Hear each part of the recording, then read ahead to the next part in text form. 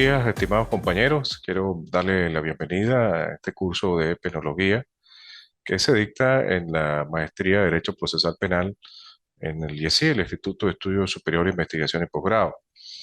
Esta materia van a encontrar ustedes en la plataforma tres actividades, tres módulos. Uno de ellos va a ser una exposición. Allí ustedes van a realizar un video en la página, van a realizar el video y lo suben a la página de YouTube. Ese enlace es el que va a compartir con el docente de la materia para poder ser evaluado. Eh, Vamos a través de la mensajería de correo electrónico, yo voy a compartir con ustedes el número de teléfono de manera que podamos estar en comunicación con respecto al desarrollo de las actividades que ustedes deben presentar en este curso, que inicia el día de hoy. Como les dije, pues vamos a dividir la materia en tres módulos. Cada uno de esos módulos pues va a tener una actividad que ustedes deben desarrollar, un ensayo. Sería la primera actividad y posteriormente sería una exposición. A lo mejor vamos a realizar algún examen eh,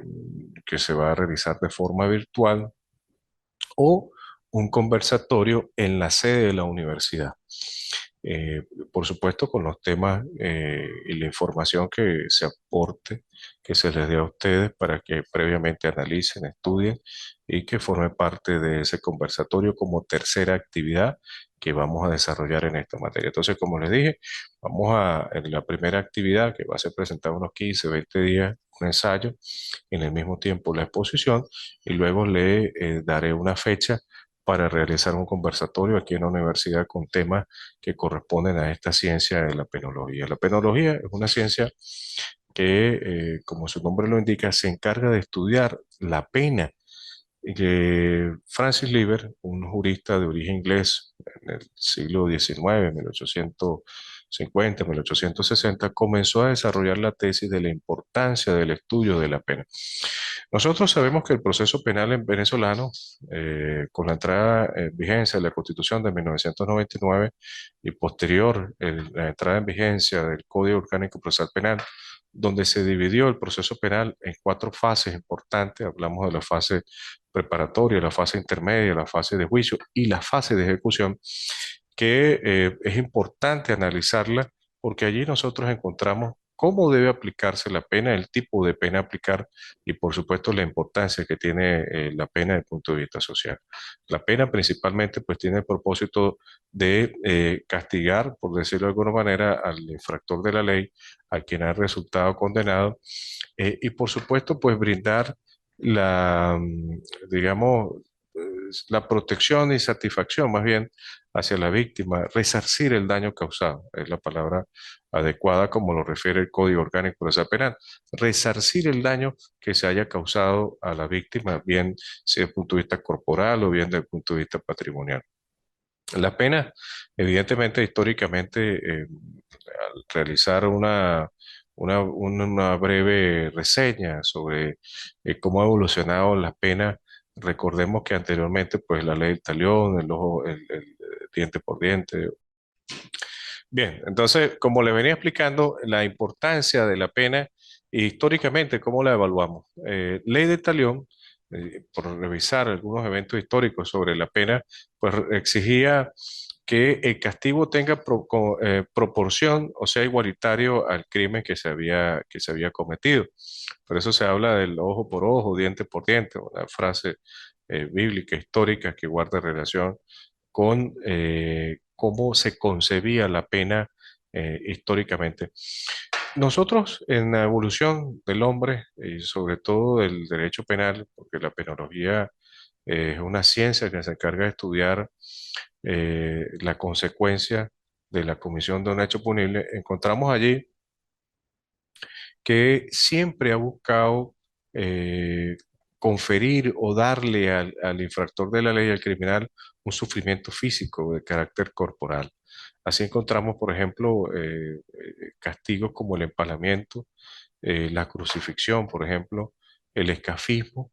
que era una forma cruel, por decirlo de alguna manera, de cómo se castigaba al delincuente. El escafismo viene siendo una figura o una forma de causar dolor físico a quien cometió un delito. El toro de Falaris, hay otra forma también cruel de castigar al infractor de la ley. El toro de Falaris, imaginemos un toro, la forma de un toro de este animal en su tamaño real, y era hecho de metal y allí se colocaba al que había cometido un crimen y se elevaba, se colocaba una hoguera, se encendía fuego debajo de esta estructura de metal y podemos imaginar, por supuesto, el dolor que tenían las personas que se colocaban en el interior de este aparato, de esta forma, de este aparato para castigar a los delincuentes, hasta que, bueno, el calor, la temperatura, pues terminaba dándole la muerte, causándole la muerte. Y el escafismo venía siendo también una forma de castigar al infractor de la ley, al criminal, y se le causaba ciertas incisiones, heridas por un arma blanca en la piel del criminal. Se colocaba amarrado a una caja de madera que no podía moverse, estaba inmovilizado allí, y se le rociaba miel o leche. Y esto provocaba pues que allí su cuerpo se infectara y eso pues poco a poco le causaba la muerte. Entonces es una forma cruel en la antigüedad como se castigaba y se aplicaba la pena. Evidentemente en la actualidad pues eso no lo podemos concebir, aun cuando en algunos países aún existe la pena de muerte por ciertos crímenes de cierta naturaleza que se hayan cometido en Venezuela. La pena de muerte fue abolida en la época de Antonio Guzmán Blanco, en los años 1859, 1860, ya dejó de existir en Venezuela la pena de muerte. En Venezuela, como les dije hace un momento, el proceso penal venezolano, cuando lo dividimos en cuatro etapas y encontramos una de ellas en la fase de ejecución, la fórmula para la aplicación de la pena, normalmente existe lo que se conoce como intramuro, es decir, el sujeto privado de libertad es trasladado a un centro penitenciario y allí debe purgar condena. Existen, por supuesto, unas medidas alternativas de cumplimiento de la pena que son desarrolladas en el artículo 480 y siguiente del Código Orgánico Procesal Penal, pero debe cumplir ciertos requisitos. Debe cumplir, mejor, por decir, cuando hablo de requisitos me refiero a un tiempo. Una vez que este sujeto haya cumplido cierto tiempo privado de libertad, puede optar a una medida alternativa de cumplimiento de la pena. Claro está, previa evaluación que haga el sistema, el servicio penitenciario, que a través de un grupo multidisciplinario, un psicólogo, un delegado de prueba, un sociólogo va a entrevistar a este criminal, a este penado, para luego declararlo si es favorable o no para optar a un beneficio de carácter procesal. En Venezuela, históricamente, sobre todo en la época de Juan Vicente Gómez, encontrábamos allí que el centro penitenciario no era humanizado como ahora pretendemos, del sistema de gobierno se pretende que se desarrolle un sistema penitenciario humanizado, es decir, que se le brinde atención a los privados de libertad que se encuentren allí. Hay una ley especial que trata de regular estos temas y exige que se le brinde al privado de libertad de educación, que se le brinde salud, por supuesto se le brinde alimentación, de manera de procurar resocializar a este individuo y cuando ya haya purgado su condena, pues pueda ingresar a la sociedad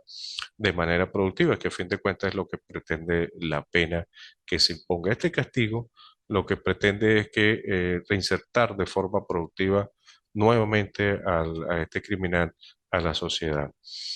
Eh, Cuando uno comienza a revisar este aspecto de la resocialización, nosotros encontramos que el sistema penitenciario, sobre todo en nuestro país, en Latinoamérica,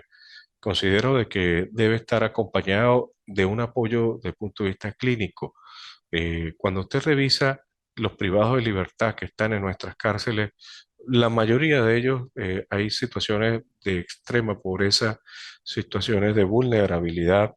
de marginalidad, por decirlo de alguna forma, y algunos de ellos también han sido víctimas de delitos, en especial cuando hablamos de violencia sexual, abusos de su niñez, consumo de alcohol, de sustancias estupefacientes y psicotrópicas. Entonces nosotros encontramos que estos privados de libertad que ya vienen con estas situaciones complejas desde el punto de vista personal, desde el punto de vista social, pues lo que van a desarrollar en estos centros penitenciarios es perfeccionar la forma como acuden al delito. Creo yo que el tratamiento clínico que deba dársele a los privados de libertad resulta trascendental, resulta importantísimo, porque una vez que usted haga el diagnóstico sobre el privado de libertad, por qué acudió a la comisión de un delito, qué lo motivó desde el punto de vista biológico. Recordemos que hay estudios sobre eso ya que han evaluado de que el infractor de la ley no acude solamente al delito por un aspecto netamente social, sino también un aspecto biológico interno. Por eso hablamos de los factores endógenos.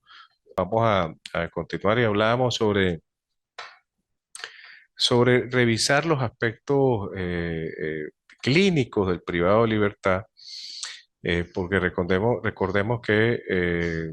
no solamente se estudia desde el punto de vista exógeno el delito, sino también desde el punto de vista endógeno, es decir, la parte interna que llevó al sujeto a la comisión de un hecho punible. Sabemos nosotros que inclusive que alteraciones desde el punto de vista genético, desde el punto de vista cerebral, lo que es la corteza prefrontal,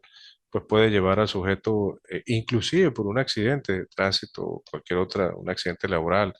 que afecte lo que conocemos como la corteza prefrontal, pues va a cambiar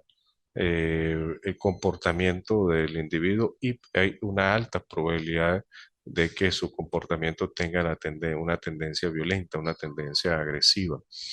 Entonces, pues resulta importante a mi juicio que el privado de libertad no solamente esté allí, digamos, sometido a un espacio, sometido a un lineamiento, sí, a unas órdenes que le den en el centro penitenciario, en el centro carcelario, sobre todo con este nuevo modelo que lleva el Ministerio para Servicio Penitenciario, donde inclusive se le da aspectos militares, régimen cerrado que llaman, donde ven inclusive esta instrucción militar, he visto yo en algunos videos en los centros penitenciarios de Venezuela, pero creo yo que no basta allí con esta forma de moldear las conductas de estos sujetos, sino que también es necesario, es preciso que requieran o que se les brinde más bien ese tratamiento clínico que les acabo de mencionar, donde se le haga un diagnóstico y, por supuesto, con ese diagnóstico se identifique cuál es el problema de este sujeto y brindarle el tratamiento médico necesario desde el punto de vista psiquiátrico, desde el punto de vista psicológico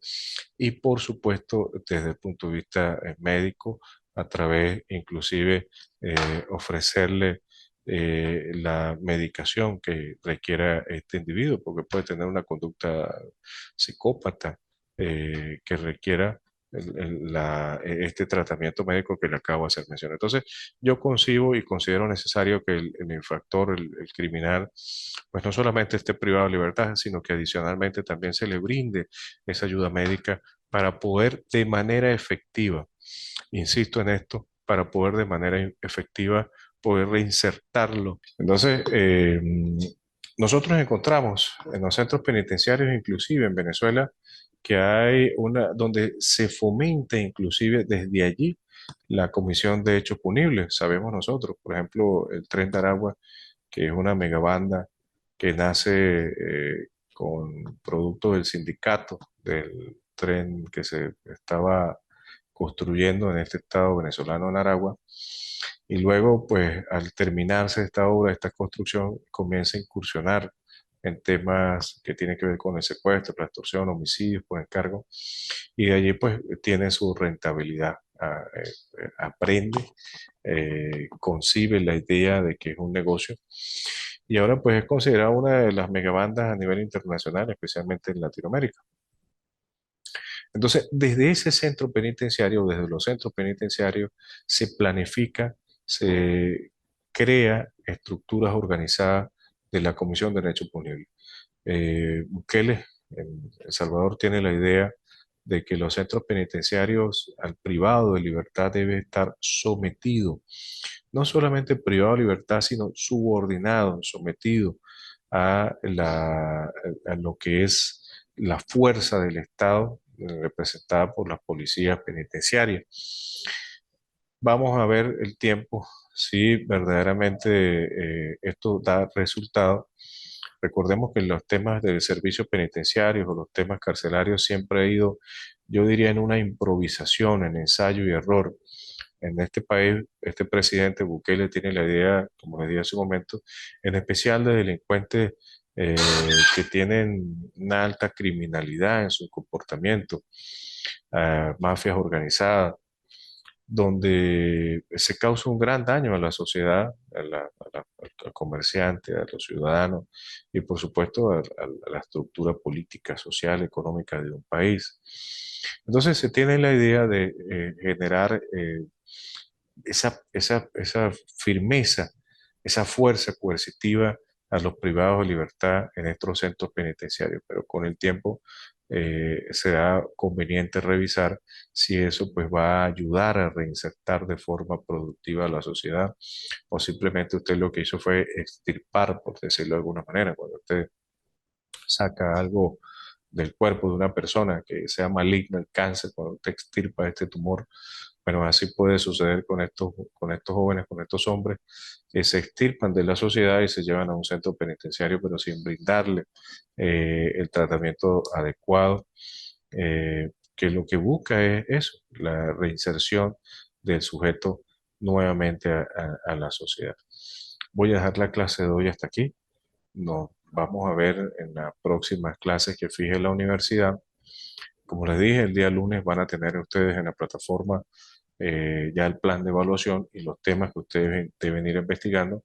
de manera de que podamos desarrollar cabalmente estos módulos. Insisto, el tercer módulo va a haber un conversatorio, les voy a participar a ustedes